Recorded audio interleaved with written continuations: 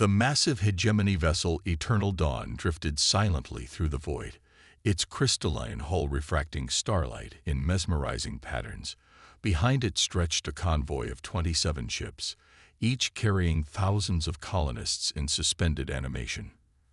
First Navigator Zena K stood at her command station, all four hands moving gracefully across holographic controls as she tried to make sense of the readings before her. Engineering. Report status. She commanded, her translator converting her native clicking speech into standard communication frequencies. The response came instantly, but not from where she expected. First Navigator. The ship's quantum intelligence interface hummed to life, its usual confidence notably absent. Engineering is unavailable. The entire section is experiencing a complete systems failure. Similar reports are coming in from all ships in the convoy. Zena's secondary hearts skipped a beat. The hegemony's quantum-based technology was supposed to be infallible. It had guided their civilization for 10,000 years, through the colonization of hundreds of worlds. Yet here they were, stranded in an unremarkable solar system they had merely intended to pass through. "Show me the system scan," she ordered, and a detailed hologram materialized before her. 8 planets orbiting a yellow dwarf star, with her fleet now trapped just beyond the orbit of the 6th planet. A ringed gas giant, but it was the 3rd planet that drew her attention. Even from this distance, she could see the artificial satellites orbiting it, the crude radio waves emanating from its surface, and the primitive spacecraft exploring its immediate vicinity. Full analysis of the local civilization, Zena commanded.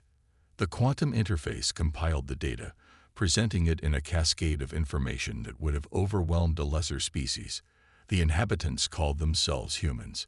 They had achieved spaceflight mere decades ago, still relied on chemical rockets, and had only visited their own satellite. Their technology was laughably primitive by hegemony standards. And yet, interesting, the quantum interface noted, displaying video feeds from the planet's information networks. They appear to have an unusual approach to problem solving. Observe these examples of their engineering solutions. Zena watched in fascination as humans repeatedly achieved the impossible through what could only be described as elegant improvisation. Where hegemony engineers would spend years calculating the perfect solution, humans simply tried things. They failed often, learned quickly, and somehow succeeded through sheer determination and creativity. "What is our current status?" Zena asked, already forming a controversial plan in her mind. All quantum drive systems are non-functional. Backup power systems are operating at 47% efficiency and declining. At current consumption rates, life support will fail in approximately 60 local solar rotations. The anomaly we encountered has altered the fundamental quantum field harmonics in ways our systems cannot process. Zena studied the data carefully. The quantum interface had run billions of simulations, each ending in failure. The hegemony's perfect technology had finally encountered a problem it couldn't solve with pure computation and precision. "Open a channel to the High Council," she ordered. The holographic chamber shimmed as 12 of the most powerful members of the hegemony appeared around her. Their expressions shifted from annoyance to shock as she explained their situation. "You cannot be serious," Council Member Vax interrupted when she reached her proposal. "Asking primitives for assistance. They haven't even achieved faster-than-light travel." "Perhaps that is exactly why we need them," Zena countered. "Their crude technology forces them to understand fundamental principles we have long since abandoned for quantum automation. They solve problems differently than we do." "This is absurd," another council member clicked in agitation. "They are barely more than tool-using primates." "They are tool-using primates who have survived and thrived on a planet that would kill most hegemony citizens in minutes," Zena responded. "They build machines that function in the harshest environments with the simplest components. And most importantly, they are our only option." The council chambers fell silent as the reality of their situation sank in. Finally, High Counselor Merrick spoke. "The alternative is the loss of our entire colonization fleet." "Very well, First Navigator. Make contact with these humans. But be warned, if this fails, you will answer to this council personally. Xena acknowledged the threat with a gesture of acceptance. As the council members' holograms faded, she turned her attention to composing a message that would convince a primitive species to help save one of the most advanced civilizations in the galaxy. Dr. Sarah Chen stared at the alien transmission displayed across the wall of monitors at NASA's Jet Propulsion Laboratory. Her coffee had gone cold hours ago, forgotten as she and her team worked to decode the message that had simultaneously appeared at every major space agency on Earth. "They're not just advanced," she muttered, scrolling through the technical specifications the aliens had included. "They're so far beyond us that they've forgotten how their own technology works." Mission Director Tom Rodriguez raised an eyebrow. "How do you figure?" Sarah stood up, pacing as she often did when piecing together a puzzle. "Look at their engine specifications. Everything's quantum this, control that. Their ships are essentially black boxes, input commands, output results. But when something goes wrong," she gestured at the data streams, "they have no idea how to fix it without their AI telling them what to do. And their AI can't figure this one out," Rodriguez finished, beginning to understand. "That's why they called us." "Exactly." Sarah pulled up the strange readings from the anomaly that had disabled the alien fleet. They hit some kind of quantum disturbance that changed the rules their technology relies on. But they're so used to perfect solutions that they can't adapt. The conference room door burst open as Dr. James Wilson rushed in, tablet in hand. The mechanical engineer's perpetually disheveled appearance belied one of the sharpest minds in the field. "You need to see this," he said, throwing data onto the main screen. "I've been comparing their power systems to our theoretical models. Their quantum drives. They're basically just really fancy fusion reactors with extra steps." "What are you saying?" Rodriguez asked. "I'm saying that under all that quantum computing and AI automation, the basic principles are the same as what we use. They just forgot that somewhere along the way." James grinned. "We might not be able to fix their quantum technology, but maybe we don't have to." Sarah felt excitement building as she followed his logic. "We go analog." "We go analog," James confirmed. "Strip away all the quantum complexity and treat it like what it really is, a power system that needs to be balanced." Rodriguez looked between his two top engineers. "Can we actually help them?" "Better," Sarah said. "We can teach them how to help themselves. They've lost something we still have, the ability to understand and fix things at the most basic level." Within hours, Mission Control was buzzing with activity. Engineers from NASA, ESA, Roscosmos, and every other space agency on Earth collaborated in real time. The aliens had provided specifications for their ship's life support requirements. They needed to keep 3 million colonists alive, which meant they needed power. "The problem isn't that their engines don't work," Sarah explained to the assembled team. "It's that they're trying to run them the same way they always have. But what if we treated this quantum anomaly like any other environmental hazard?" James jumped in, pulling up schematics. "Their ships are basically trying to run Windows when the universe suddenly switched to Linux. But underneath all that, it's still just electrons moving through circuits, mass being converted to energy. We just need to rewrite the rules." "With all due respect," a voice came from the back of the room, "we're talking about technology centuries ahead of our own. How are we supposed to help them?" Sarah smiled. "The same way humans have solved every problem we've ever faced. We try things. We fail. We learn. We adapt. These aliens? They've forgotten how to do that. They're so used to perfect solutions that they don't know what to do when perfection isn't possible." "So what's the plan?" Rodriguez asked. "We send a team," Sarah said firmly. "Not just engineers.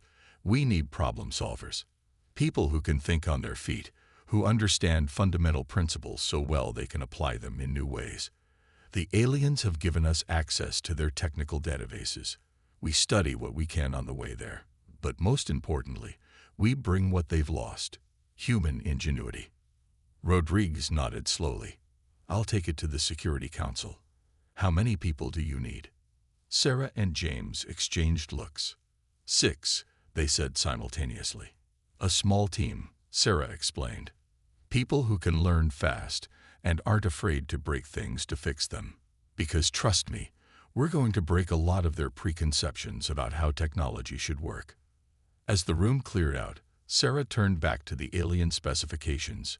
Somewhere in all that quantum complexity was a simple problem waiting for a simple solution. Humans were good at those. They had 30 days to save 3 million lives. It was time to show the galaxy what humanity could do. The human ship Ingenuity looked impossibly small as it approached the massive alien fleet. Inside the cramped bridge, Sarah Chen watched the crystalline vessels grow larger through the viewport, their iridescent hulls reflecting distant starlight in ways that defied conventional physics. "They're beautiful," James Wilson whispered from his station. "Like someone turned space itself into art. And we're about to take them apart," Maria Santos, their power systems specialist, added with a grin. The Brazilian engineer had once rebuilt a hydroelectric plant using spare parts from a junkyard. That kind of practical creativity was exactly why she'd been chosen for the mission.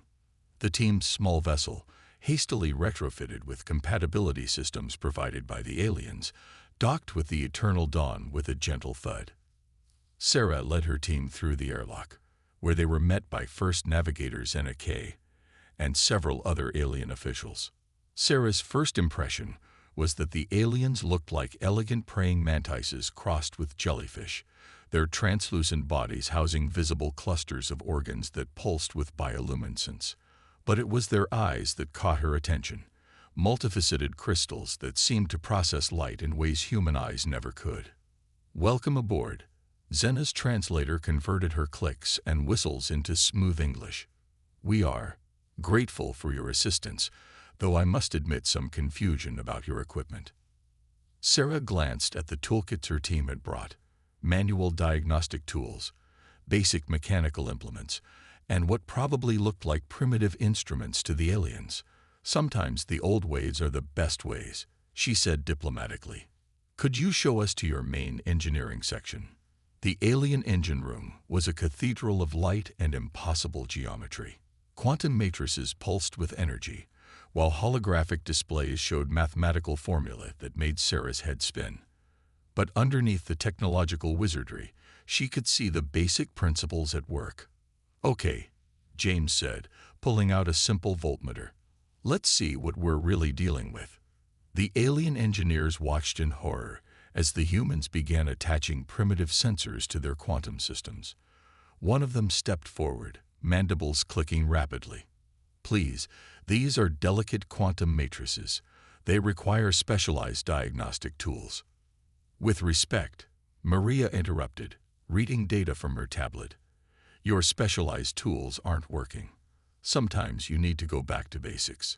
She pointed at a pulsing crystal array. "This is just a fancy capacitor bank, isn't it? Storing power for the quantum drive." The alien engineer's bioluminescence flickered in what might have been surprise. "Well, yes, but..."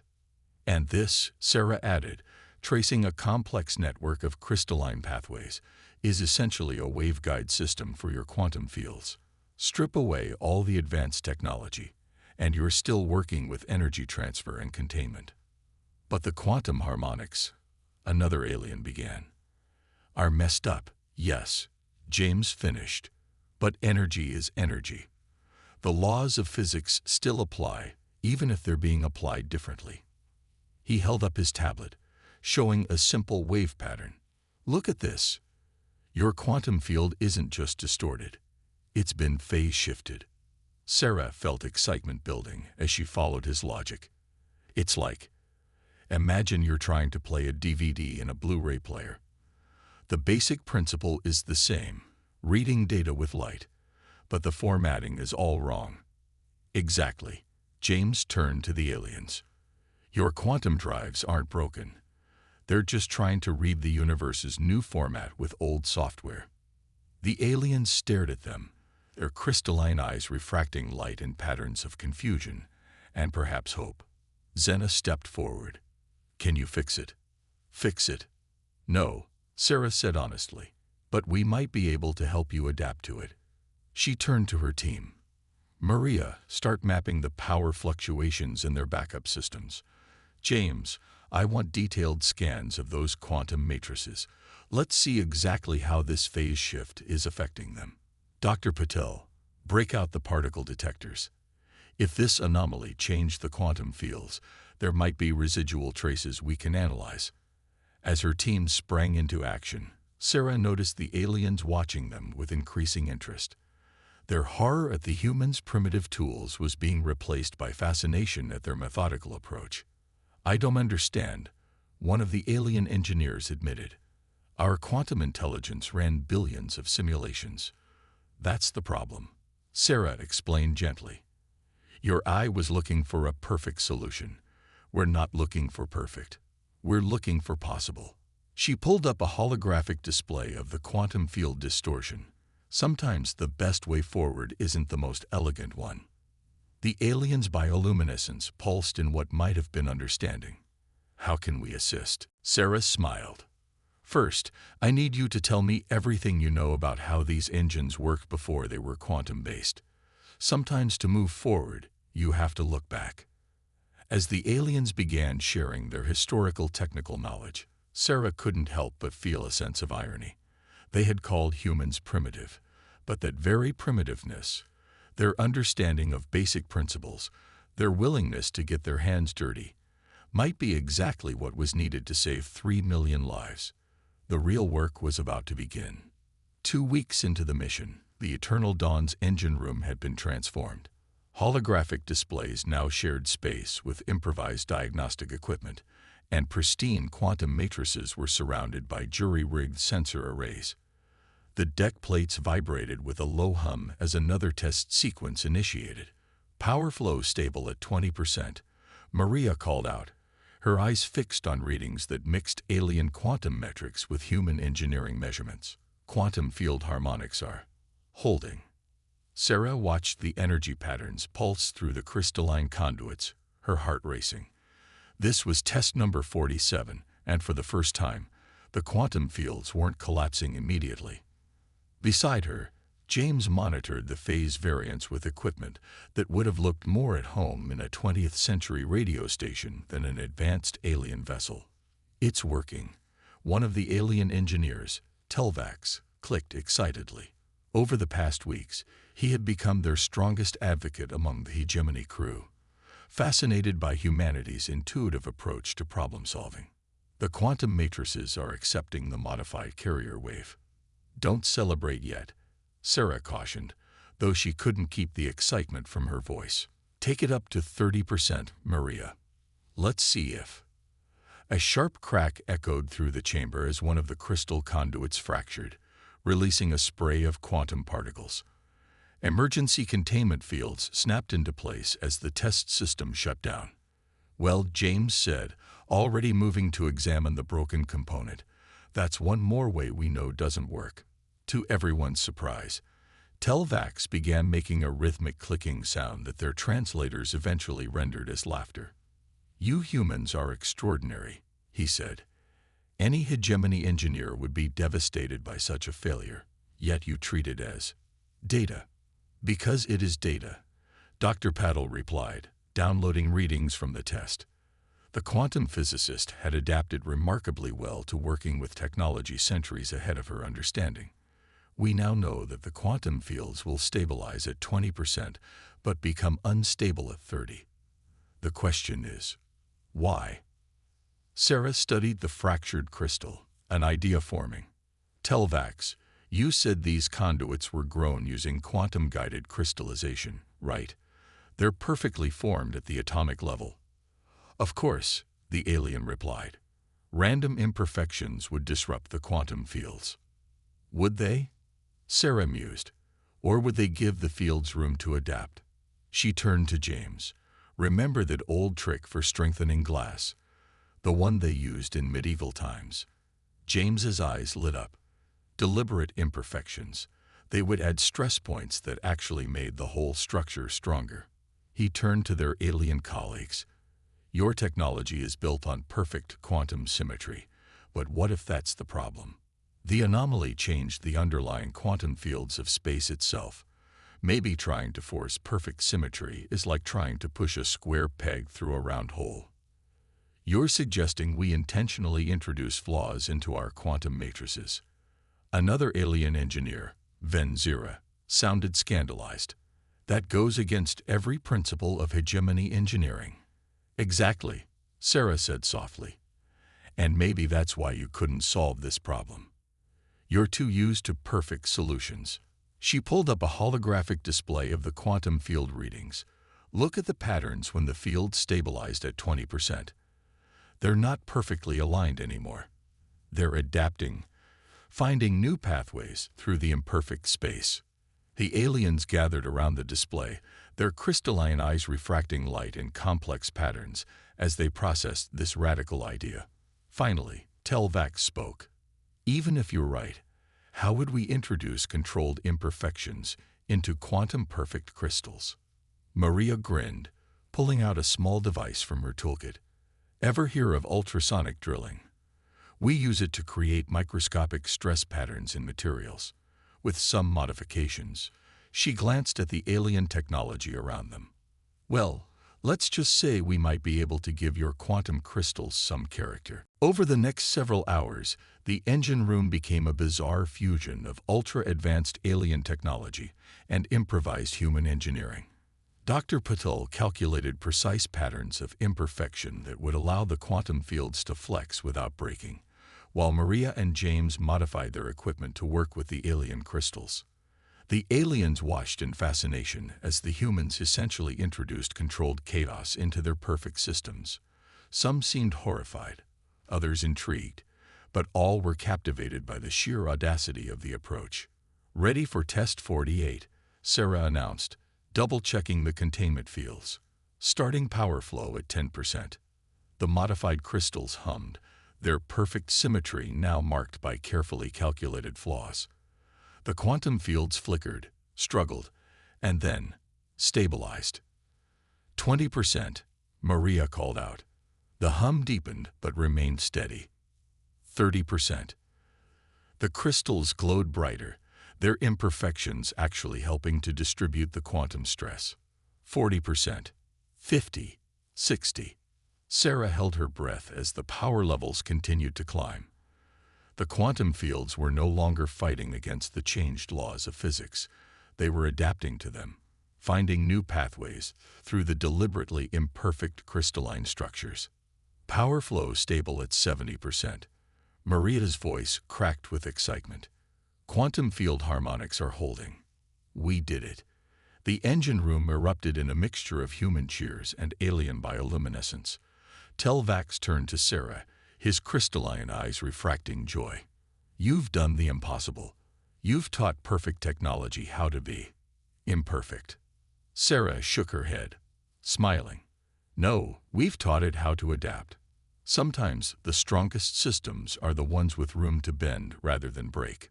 She looked around at the hybrid of human and alien technology they'd created. Now we just have to scale this up to save your fleet. The vast chamber of the Eternal Dawn's central control room hummed with anticipation. Representatives from each of the 27 ships in the fleet had gathered to witness what many still considered impossible: the restoration of their quantum drive systems using methods that defy 10,000 years of hegemony engineering principles. Sarah Chen stood at the main control interface, surrounded by both her human team and the alien engineers who had become their colleagues over the past month. The holographic displays showed the status of every ship in the fleet, each one now modified with what James had jokingly called engineered chaos theory. All ships report ready, First Navigator Zena announced, her translator barely keeping up with her excited clicks. The quantum field modifications have been implemented across the fleet. Remember, Sarah addressed the gathered aliens, this won't be like your normal quantum drive activation. The systems will feel unstable at first. That's by design. They need to adapt to the new quantum reality we're operating in. Telvax, now the lead liaison between the human team and Hegemony Engineering, added, "Trust in imperfection, as our human friends have taught us. Perfection is rigid, but adaptation is survival." Sarah nodded to Maria, who began the power-up sequence. Throughout the fleet, quantum drives that had been modified with precisely calculated imperfections began to awaken. The human team had spent the last 2 weeks overseeing the installation of their solution on every ship, crystalline matrices carefully flawed to allow quantum fields to flex and adapt rather than shatter against the changed laws of physics. "Power flow at 20% across all ships," Maria reported, her voice steady despite the tension. "Quantum field harmonics are stabilizing. 30%. 40. James watched the readings from his station, where he had rigged a combination of human and alien diagnostic equipment. Field adaptation is proceeding exactly as predicted. The imperfections are creating natural pathways for the quantum energies to flow. The massive ships began to vibrate as power levels continued to climb. In the space around them, reality itself seemed to bend as 28 quantum drives simultaneously relearned how to manipulate the fabric of space-time. 60%, 70, 80%. Maria's excitement was infectious, all ships maintaining stability. Sarah felt her heart racing as she watched the energy patterns pulse through the fleet's networks. They had done more than just repair the ships.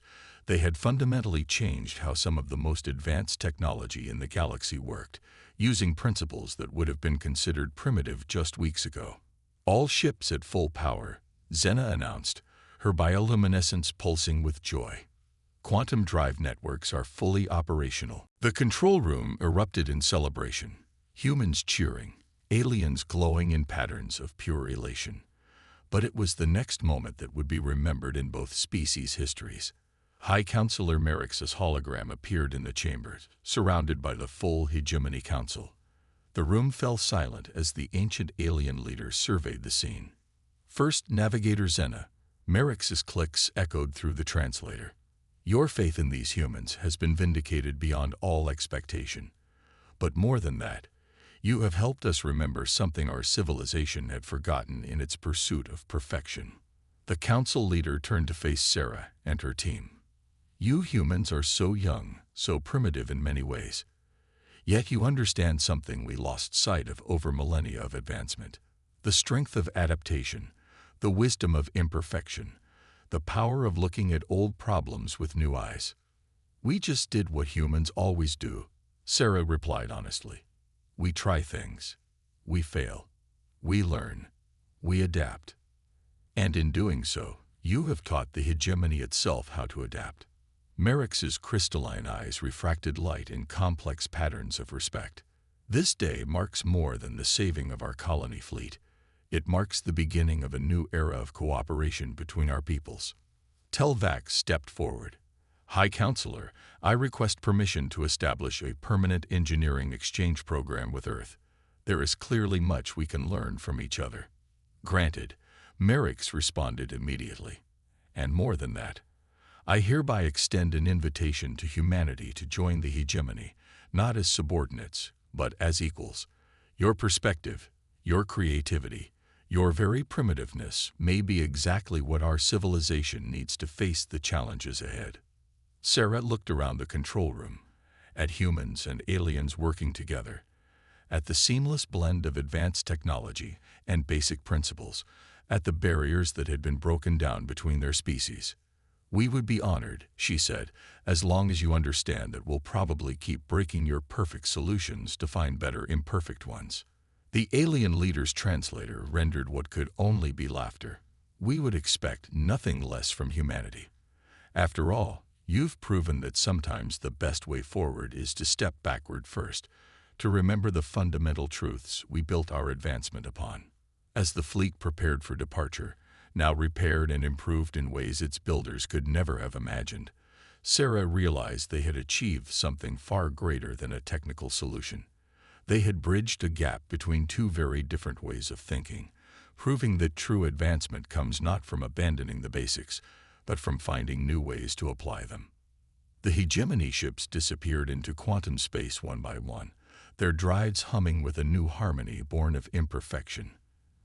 They carried with them not just 3 million colonists, but a lesson that would reshape two civilizations. Sometimes the most primitive solution is the most profound one. And somewhere in the vast archives of the hegemony, a new principle was added to their engineering doctrine. Perfection is the enemy of adaptation. It would become known as the human theorem, a reminder that progress isn't always about moving forward. Sometimes it's about remembering where you came from and being willing to see old problems through new eyes.